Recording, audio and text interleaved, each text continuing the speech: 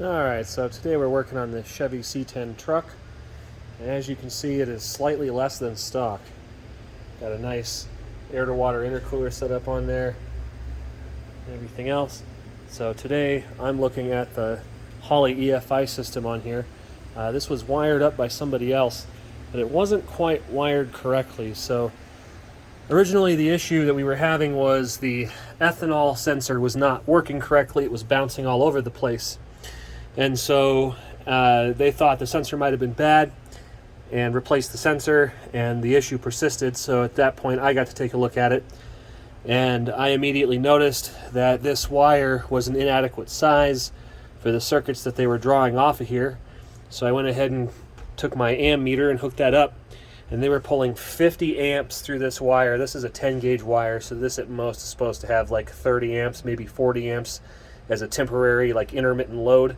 But this, with the fans on and stuff, it was drawing like 50 amps continuously. So that current draw was causing a voltage sag on the sensor, and that skews the sensor readings. So we're going to go ahead and fix that. If we didn't fix this wire would definitely have gotten hot enough that it could have potentially burned the truck down. So we're going to sort that out now. I like this truck a lot, actually. They got the patina just right on this one. Alright, so with our binding post installed, I went ahead and flipped these two circuit breakers around, so now they're in there solid, and the tabs are oriented the correct direction. I think you'll be able to tell which wiring is the wiring that I've done. So that goes in there like that and provides power to those. And next we got to deal with the power to here. Alright, looks like we're doing pretty good so far.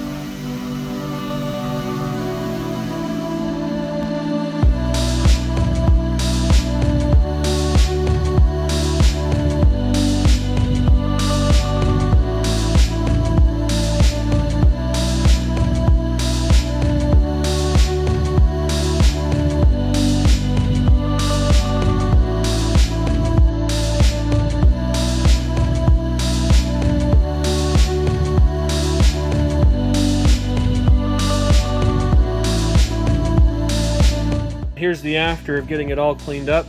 I actually vacuumed it out, unlike the last person that was in here.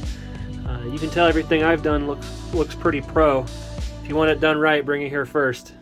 But basically what we got going on is the 4-gauge battery cable goes to this binding post I've added, and then we have out of the binding post to the circuit breakers for the fuel pumps, out of the binding post to the fuse block for the ancillary stuff, and then we have another one out of the fuse block directly to our ECU, which is fused in between.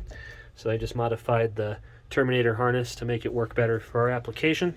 And then out here, we tidied up the battery area, made that look nice. This is all the extra bullshit that got removed. So this was just not necessary.